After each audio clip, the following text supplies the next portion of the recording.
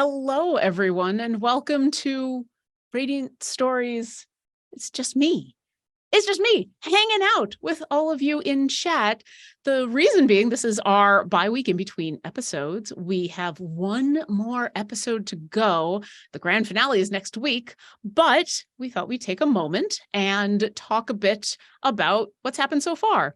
We've done this before when we finished out our first adventure that we had taken from Journeys Through the Radiant Citadel.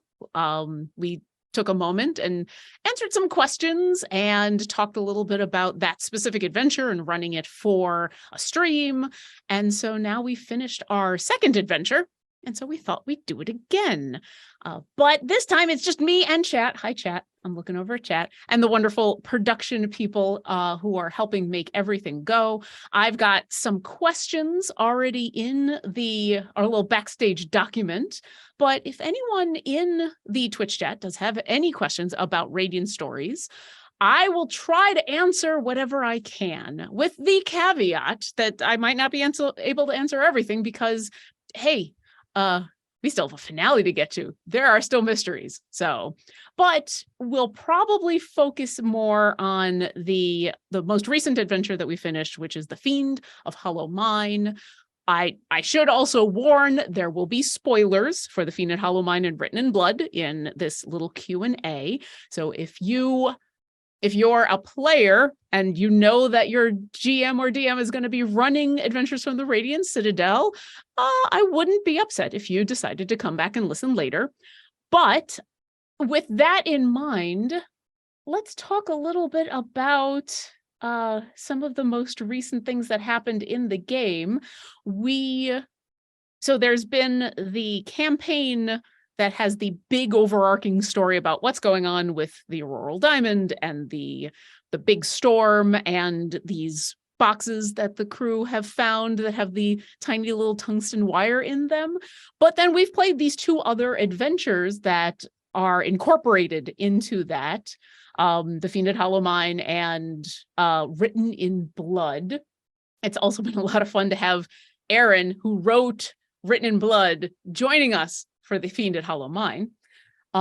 It's also been a lot of fun to have her join us as her character, one of the characters from her adventure, because one of the things I noticed when I got a hold of the actual Journeys of the Radiant Citadel book and started to tie in all the adventures that we were doing was how much there was with these two adventures that synced up really well. So as we talk about the crossover elements between the homebrew stuff that I've come up with and those two adventures, I will say a lot of it is just coincidentally amazing. And it was just there. It was already there. These are two amazing adventures that just already have these little seeds in there that have these parallels. One of the ones that just came up in the last episode, so the two focus characters for each of these adventures, Kiana from Written in Blood and Serapio from Fiend at Hollow Mine, both of them are budding artists. Both of them use their art as a way of expressing themselves, and the stories use their art as ways of telling the story. And so getting a chance to have Kiana seeing Serapio's art and the coordination and the emotions that evoked was a lot of fun. And moments like that are ones that are totally, they just happen. And it's just me sitting back and enjoying my players doing awesome things. So I'm going to grab a couple of questions about, there we go. So, and like I said, if you do have any questions, go ahead and put those in chat. We have amazing folks grabbing those questions. First up, I've got, what's it like as a GM to adapt someone else's story or campaign and still make it your own?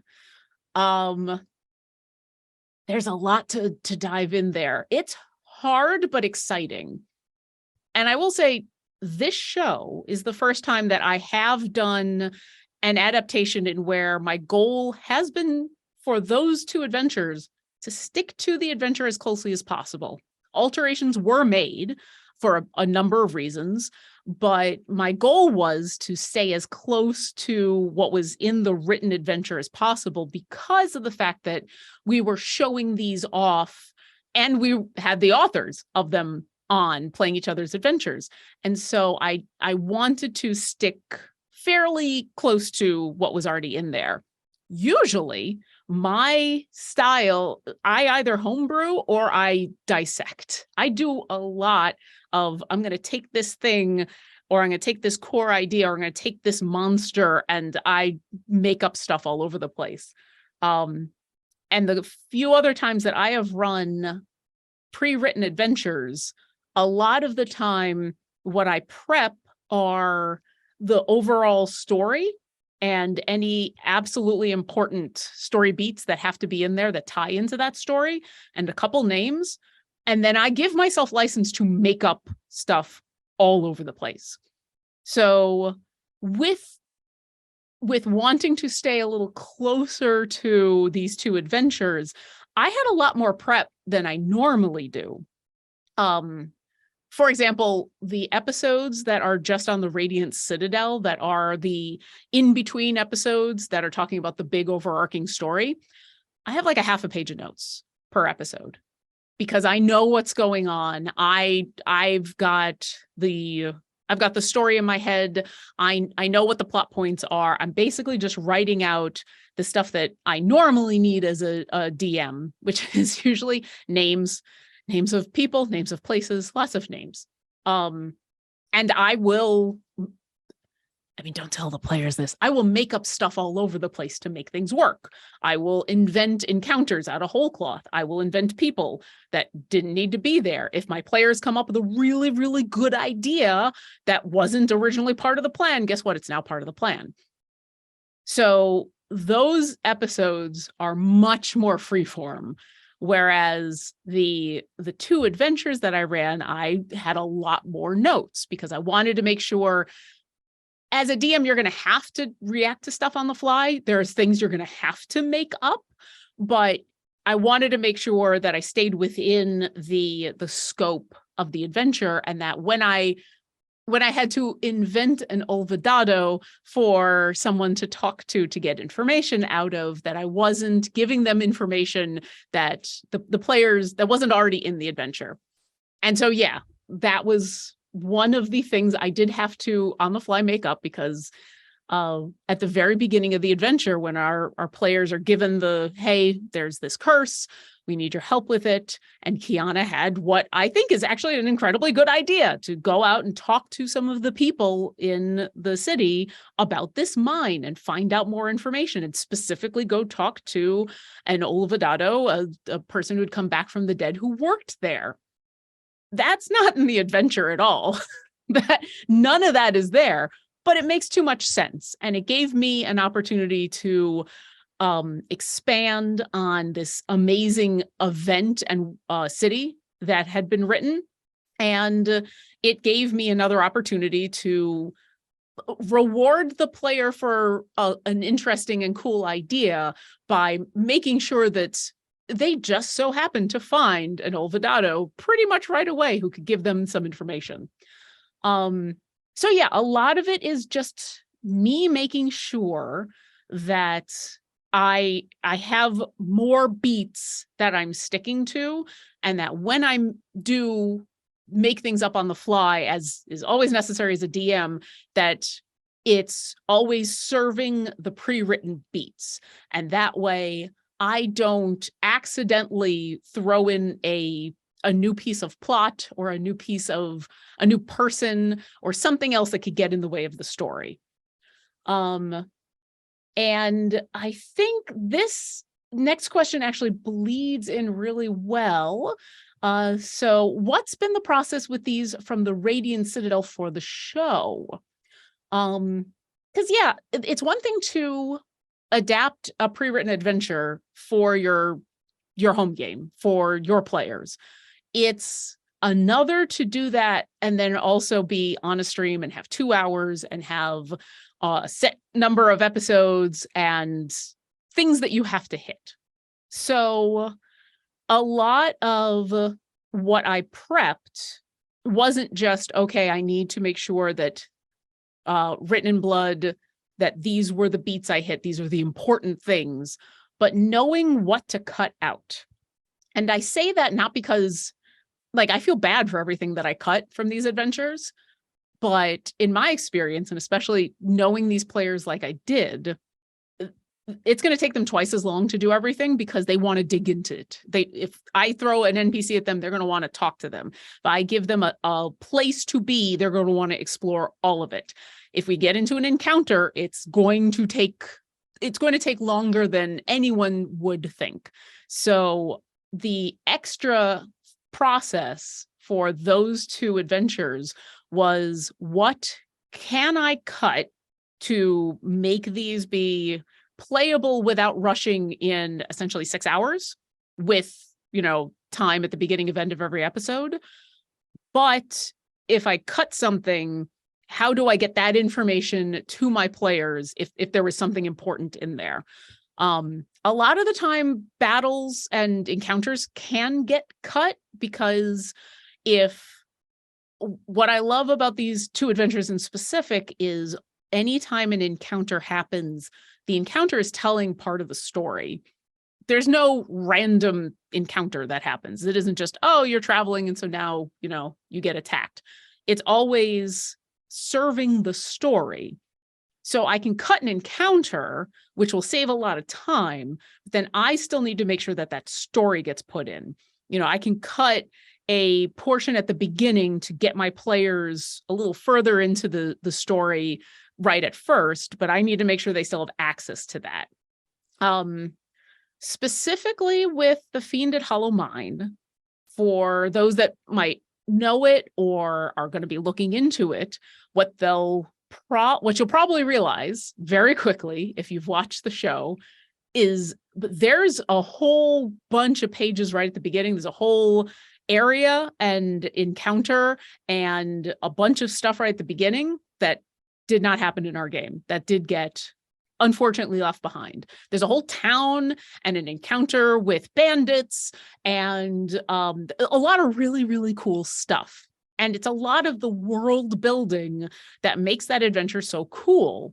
But because of the amount of time that I had, and because of the fact that I knew any world building that I was going to offer these players that they were going to devour, I wanted to make sure that we had time to get to all the world building. So the person that they needed to talk to at the beginning of that adventure, Paloma, got transported into the future and got sent to San Sablan.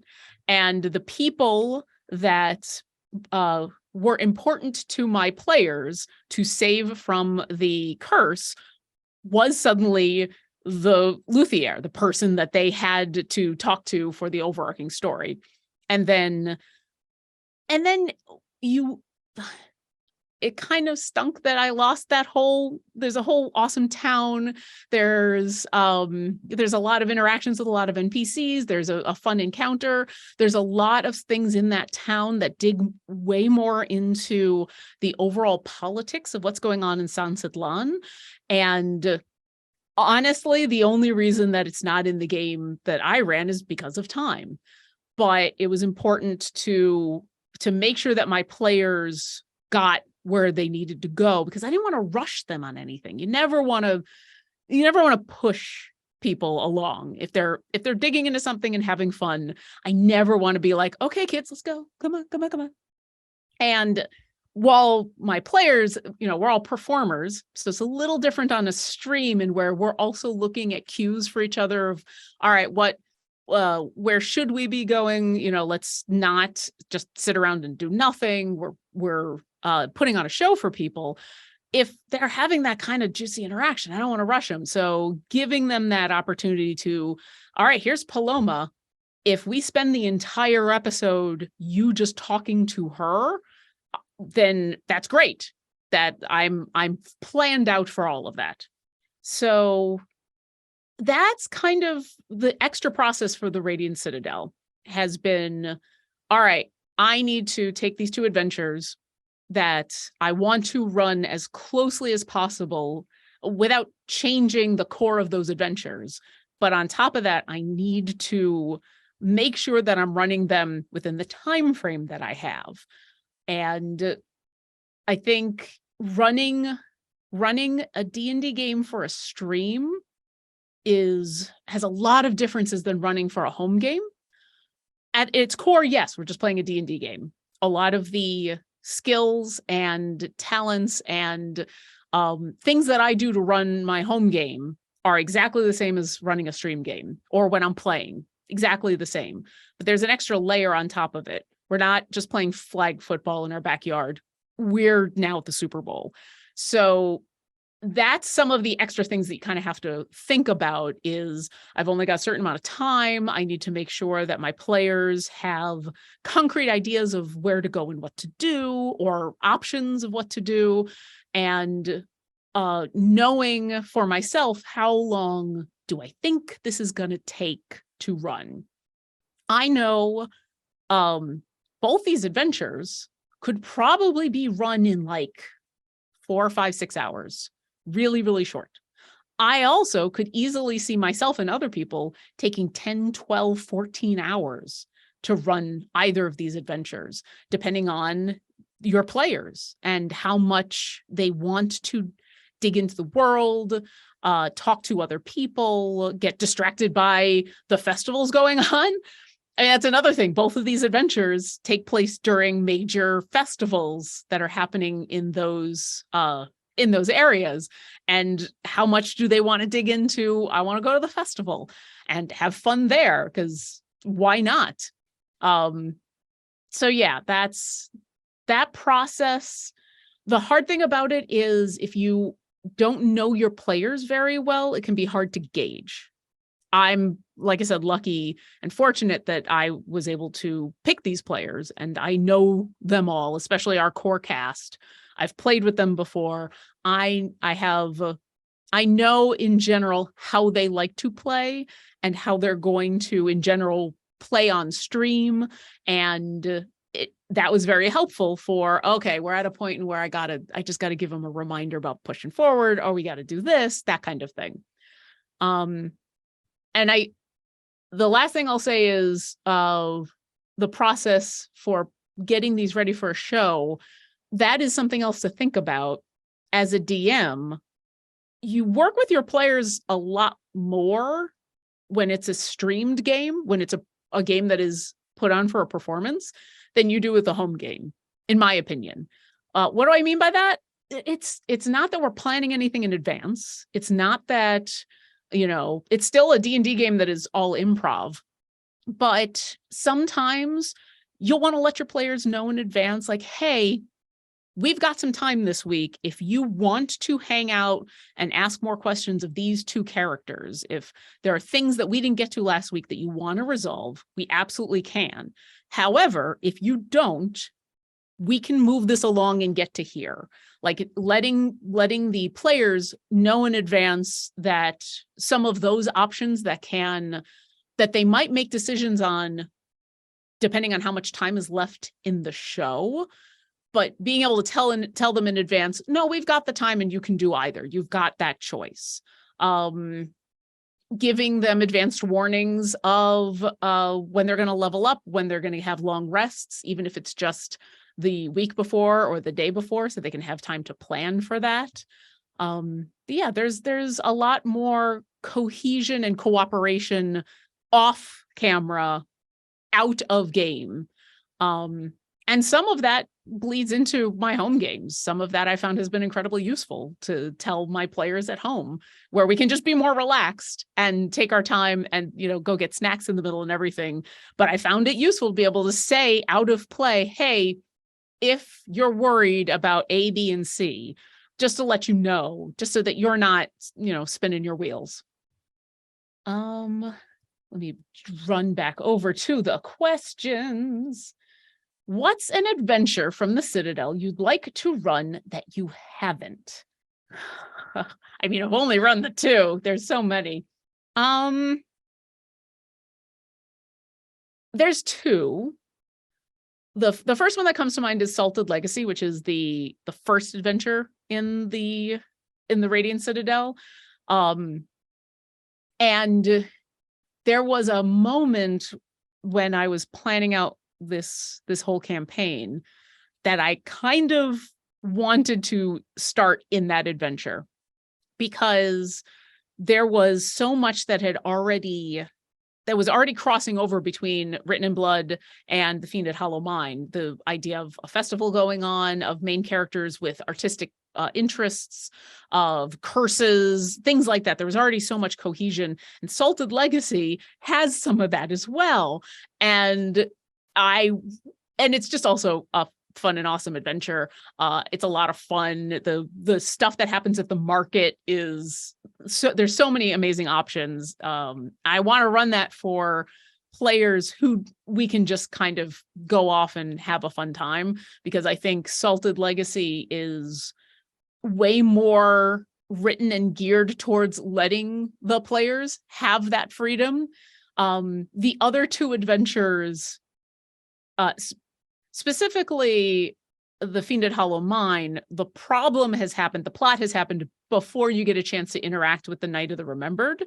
Written in Blood, the problem happens after you interact with the party. So you don't get the plot until you interact with the party, but it happens pretty fast. So having a chance on Salted Legacy, on that adventure, to be at the market and participate in some of the stuff, and even when the plot starts, even when the adventure starts, you're still in the market. You're still talking to all the different vendors and being able to have fun in that space. So I really, really wanted to, and it just didn't work out because we only have 12 episodes. The other one, and I honestly don't know a ton about it, but the very last adventure, it's Orchids in the Invisible Mountain, I've heard about, and it's the high level adventure of the campaign. And just the plains hopping weirdness that I've seen in that adventure is really appealing. It looks like so much fun. So I need to dig into it more, because I basically read through Radiant Citadel in a weekend when it came out, and just like blew through the whole thing, and then really focused on the stuff that I needed for the show. But yeah, those two adventures, I would really love a chance to dig in a little bit more. I've also wanted to what I love about this book is all the adventures can be played individually. You can just grab Salted Legacy and have that be a one-shot for your team. Or it's a campaign. Radiant Citadel is just a pre-written campaign. It is an episodic pre-written campaign. It's a campaign that has as much crossover between the adventures as you want there to be, but you could absolutely, as a DM and a bunch of players, sit down and start at the first adventure and just, all right, we're going to play the first adventure, and then there'll be some downtime, and then we're going to play the second adventure, and there'll be some downtime. And I think it'll be super fun. I think it'd be really, really fun. Going back to questions, I'm skipping around in our document a little bit to try to go in an order that seems to make sense for me. But if there are any other questions that come on in from something I've already talked about, certainly go ahead and put it in chat, because I will get to it. So one of them that just came up is, what are your tips for running combat?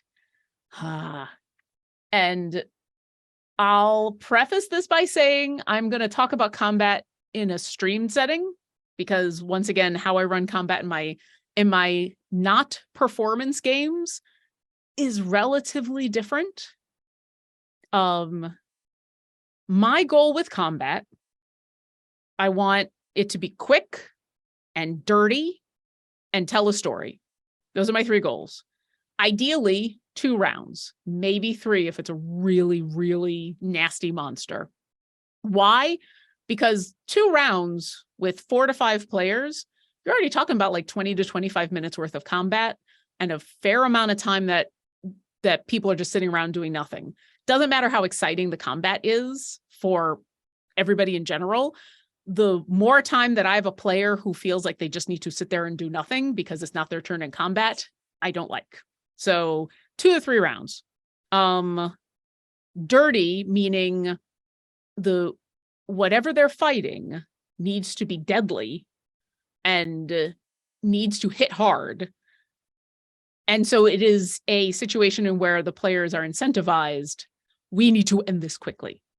Where, there's no there's no ignoring what's going on. Sometimes combats can get going and a player will be like, I'm going to take a look over here because I think there's something going on over here, or they'll let themselves get distracted by the combat, by other things in the area of the combat.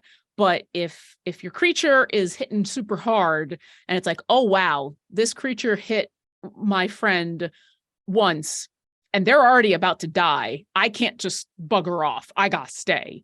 So I want it to be dirty combat. I want my players to work together. I want them to use awesome maneuvers. I want them to be invested. And then I want them to destroy this thing in 2 rounds. And it has to tell a story. There has to be a reason for the combat.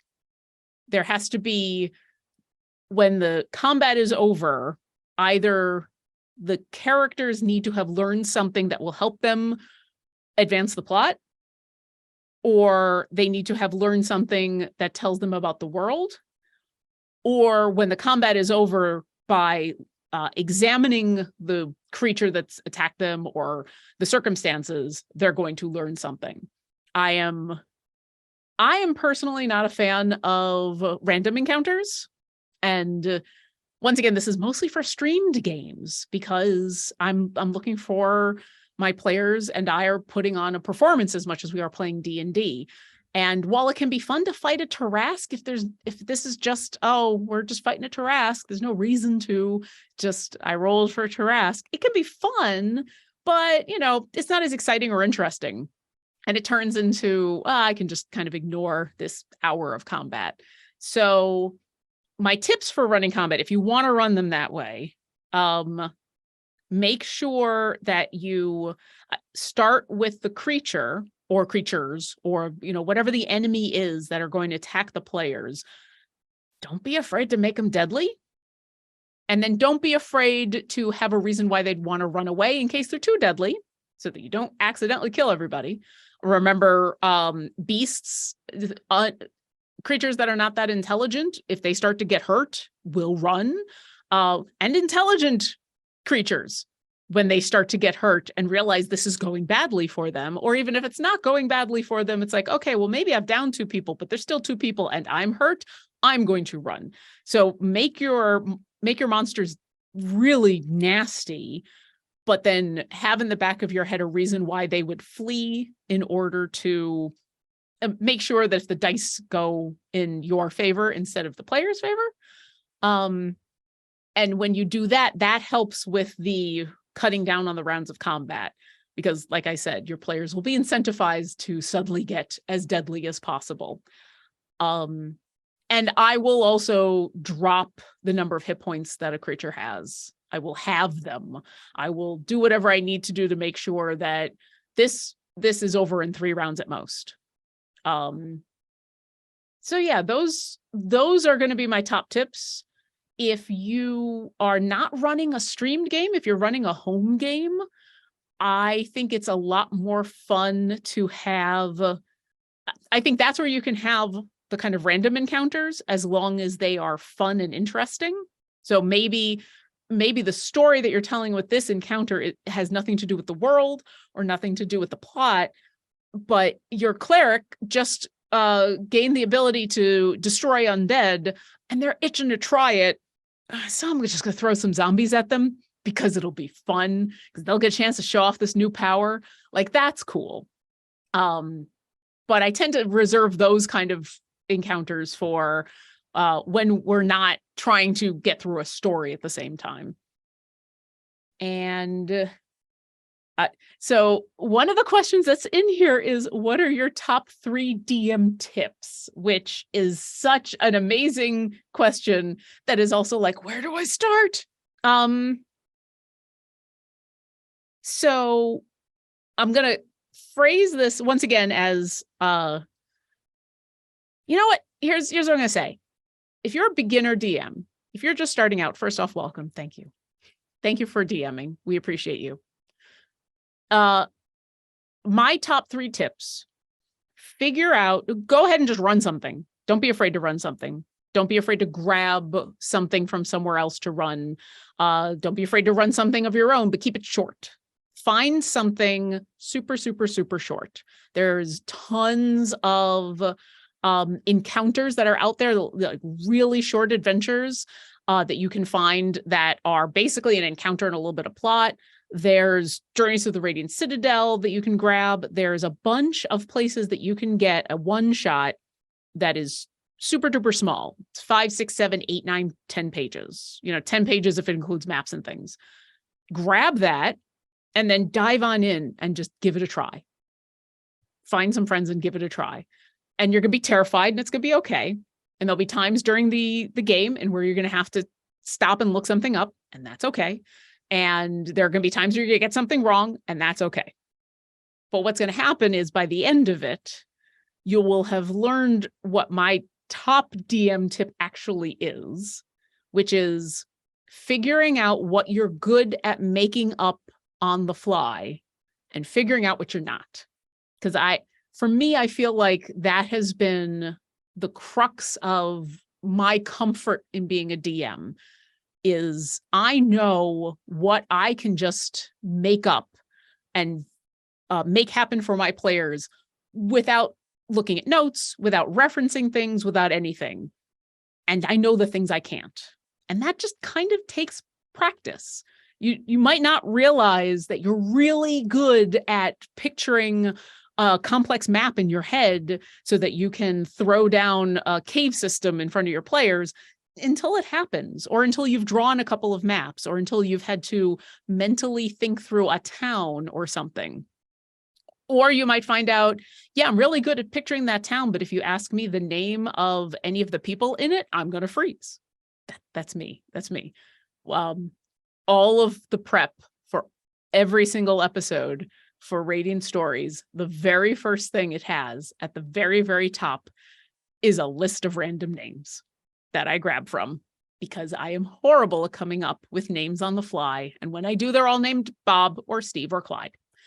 So that just takes time. That just takes experience. So let yourself run a game, and then don't be afraid of the times that you think that you've done something wrong, because you haven't, because it's a game. It's fine. Everybody will just have some more Cheetos. It'll be absolutely fine.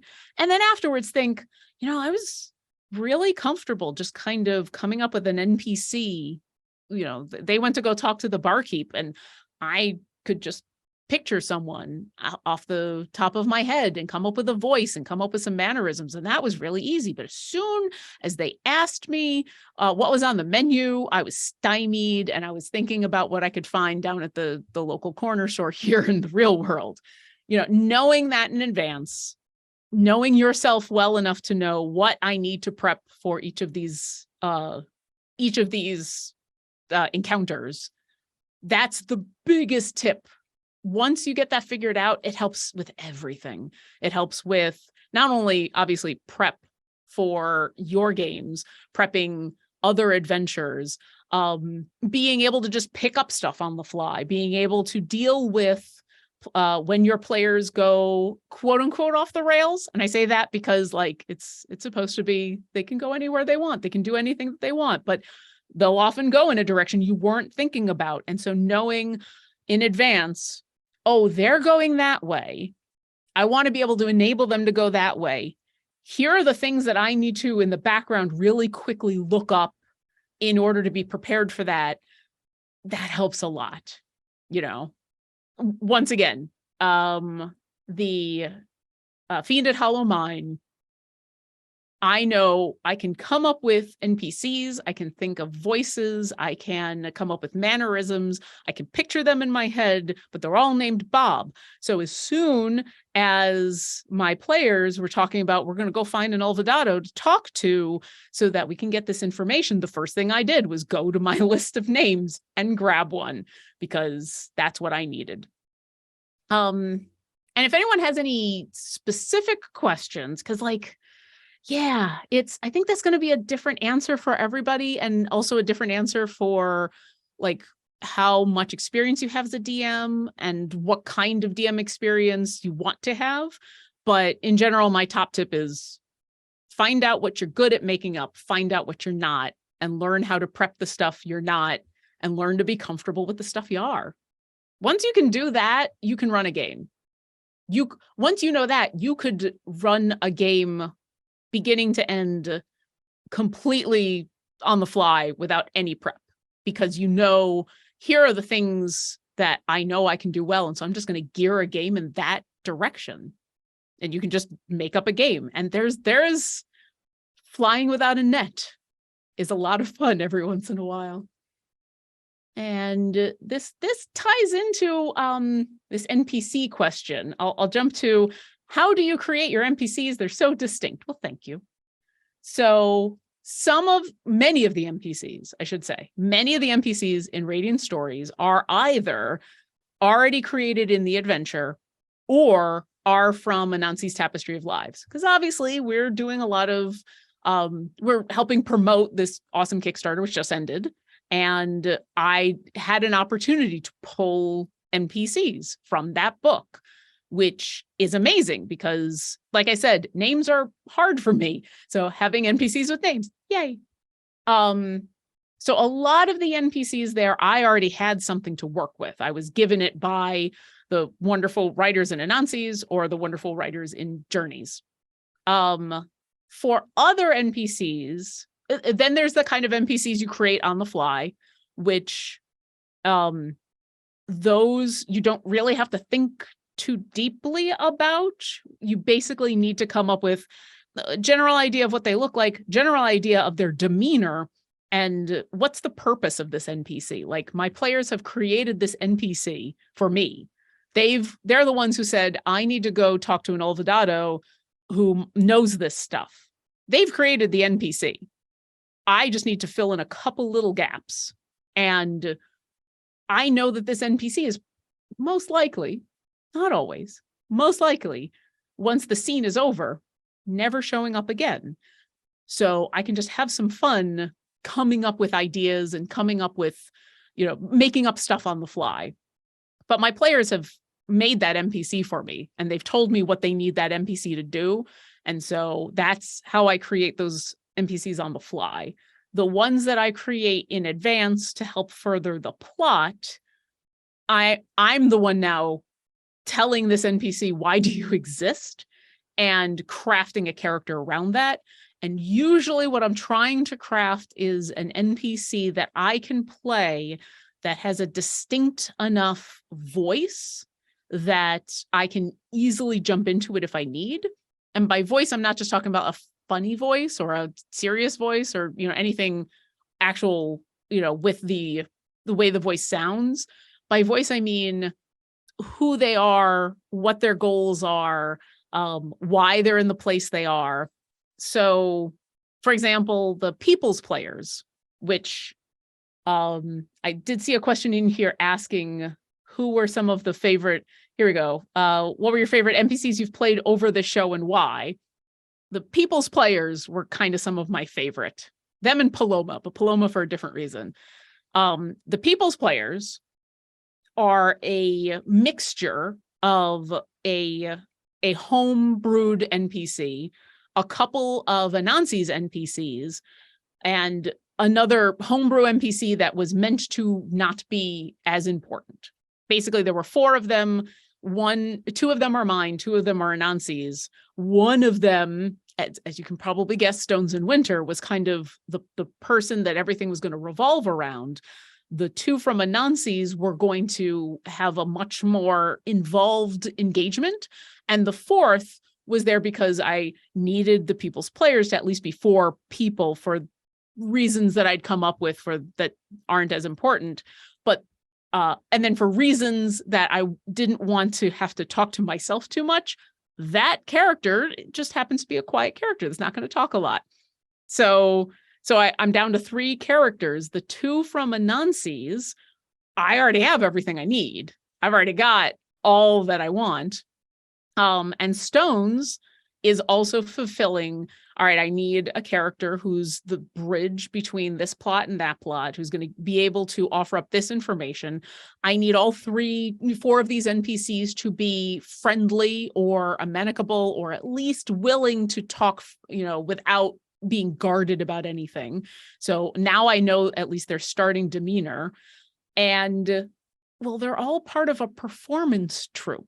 And so that already gives you kind of an idea of these are all flamboyant performers in their own way. They've all got a little bit of the theatrics in them. They've also, when you meet them, literally just come off of a performance. So how they're going to act is dictated by all of that.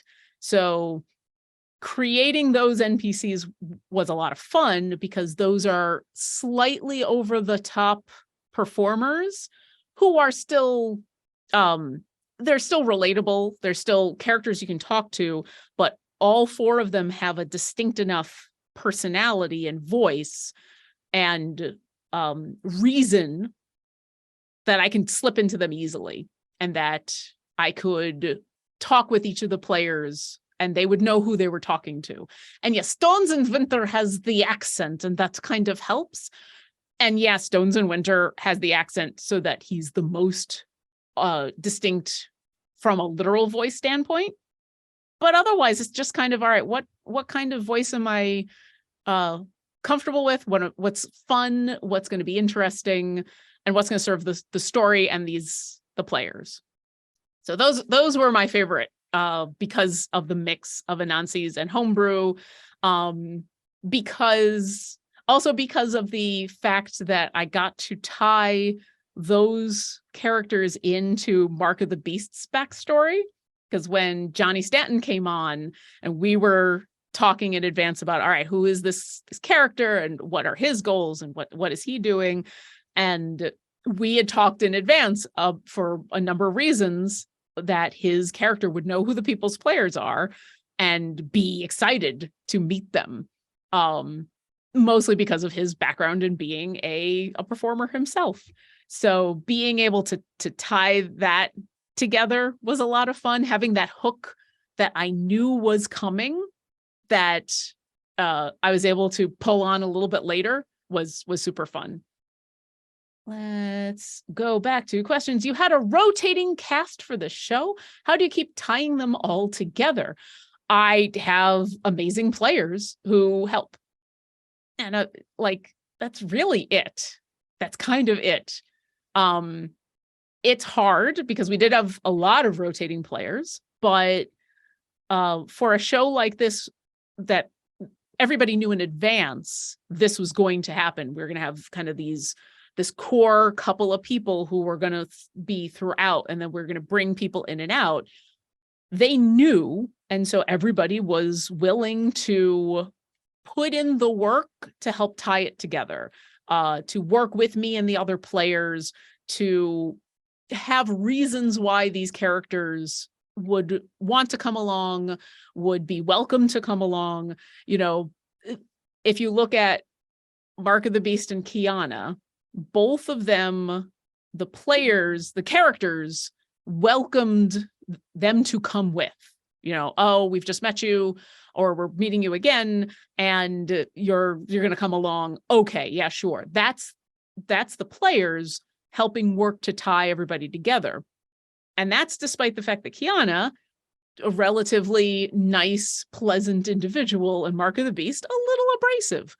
But in all cases, they all worked together to make it so that it made sense. And so it was a little less about me having to foist stuff and more about us all working together.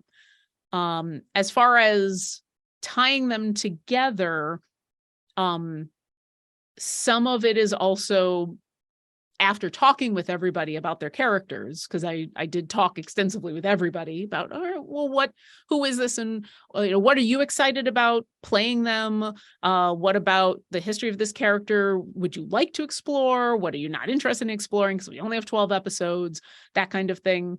Knowing in advance the things that they were the most excited about helps me to tie things together. And some of it is as simple as making sure I choose skill checks that I know certain people will have the chance to excel at. Some of it is seeding things that I know will pique certain characters' interests. For the pre-written adventures, some of it is making sure that any of the plot points that I needed to express could be easily found out or was of interest to at least one or two of the characters. And some of the smaller tweaks I did that was Fiend at Hollow Mine, the undead that the characters meet in the mine, the couple that they fight and the couple that they hear about. I intentionally did some descriptions of them that helped with our cleric player to have a reaction to them in a way that I knew would be interesting to her. I didn't really actually change anything about them. They're still the same monsters from the encounter. It still all happened the same way. I didn't even really come up with anything in specific, but there were a couple of times during that encounter and where I made sure to phrase things in such a way that I knew Cricket was going to go, what? And, so stuff like that. But the big honest answer, and this is not just for a rotating cast for a show, but also for your home players, is you chat with everybody, you work with them, you make sure that they know that, yeah, I might be leading the story, but they're telling the story as well. And we're going to work together to tell the story together. And we've only got 12 minutes left. Wow, that happened real fast. Let's see. How did you come up with the song for Written in Blood, sorry. So the adventure talks extensively about the Proclaimers and the songs that they sing and the style that they sing in. On top of that, that point in the adventure where you are going into the tunnels and you hear Kiana and she is singing. And that singing is really important, not just to her as a character, but overall to that whole story. And I think this is an important part of the adventure. I think this is a good thing. There are no songs written out in Written for Blood. There's no lyrics, there's no poems, there's none of that. There's really good descriptions of what these songs are about and what the Proclaimers do. There's a really evocative description of the song that Kiana is singing and what it's about. The fact that she's singing a lullaby to Cully. She's singing a song that's telling the story of what happened to Cully, but she changes the lyrics to be a happy ending. And your players, because of what they've done at the town, might know that, might recognize that. So a lot of those I already had the seeds for. Then specifically for that song, I tried to avoid doing too much singing and prepping too much singing because I'm not a singer. And also I knew I wasn't going to be able to sing. I wasn't going to be able to make up songs. I could make up descriptions. I could make up poetry in a way, but making up songs is hard. And for example, when they're in the cart and Vint is talking to the Proclaimer about some of his history. And there's a moment in where the Proclaimer Tungsten Ward, is talking about a specific story in a song that they have. I don't sing the song, but I don't need to at that point. It's less about, actually performing a song and more about describing what this story is about. So you can run this entire adventure without ever singing. And I kind of did that. I prepped a lot of those places to be like, I just need to be able to tell what's happening. Need to be able to describe how does the song feel? Is it happy? Is it sad? Is it slow? Is it fast? It's that kind of stuff. I need to describe what the song is without actually having to sing it. which is also for you bard players out there, you do not have to sing at the table. If you want to be a singing bard, you don't have to sing. You just have to think about stuff like that. But I thought it was really important for Kiana, for me to have her song, because it's such an important moment in the story. It's such a vital part of the tone. Like, that's basically the height of the anticipation and the dread that the players are supposed to be feeling. And what's creepier than, someone singing softly in the background while you're crawling through a tunnel towards undead hands? So it was important to me to have the song. And when I got to the point in my prep and where I said, well, not only do I need to have the song, I just need to go ahead and sing it, I did a lot of research into a bunch of different styles of music that would tie well into that adventure. Aaron wrote that adventure using a lot of references to the Southern Black experience, to a lot of Gothic horror, and very specific things that she was pulling from. So I went back and I listened to a lot of call and response songs.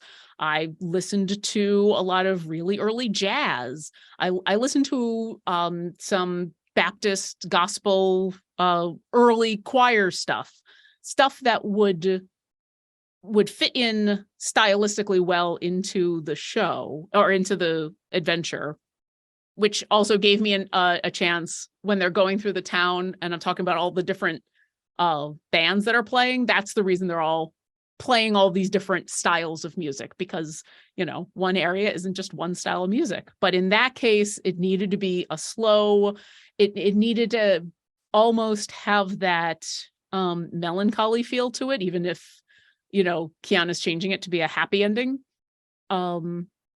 And so, yeah, it was a lot of just listening to the style of music that would fit in and coming up with a very basic tune in a key that I could sing and then going for it. So I appreciate it. We've got a few minutes left. Let's see.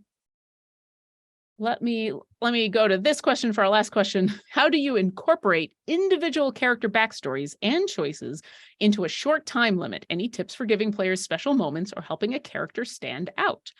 So yeah, we talked a little bit about this along the way. Once again, it's a little different for a streamed game than it is for a home game. For a home game, you kind of have all the time in the world, and also you don't have not just the 2-hour limit, but chances are you don't have a 12 episode limit. So you have a lot more free time to make that work. Specifically for Radiant Stories, once again, it's working with the players. It's as they're creating their characters, it's me going, what's important for me to highlight? What are things, because they all created backstories to different and varying degrees. All of these players are experienced at creating characters, and they all need different things. And because they knew this was a 12 episode story, they don't necessarily need to come up with 30 pages of backstory. They just need to come up with enough to have something to work with for those 12 episodes. So I'm not insisting on, gimme all the juicy little bits. What's kind of the key thing here? What are moments that you want me to highlight? What are things?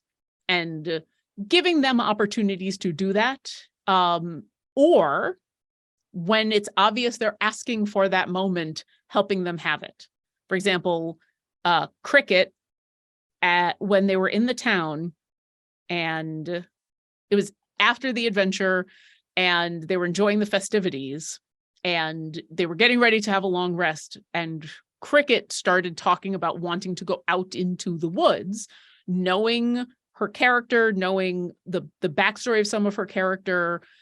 I worked with her to make that happen so that she could have that moment. So a lot of the time, especially with these shorter games or the shorter runs, it's less about even incorporating stuff into the plot and more about just allowing the characters to have moments that are more tied to them than are tied to the plot.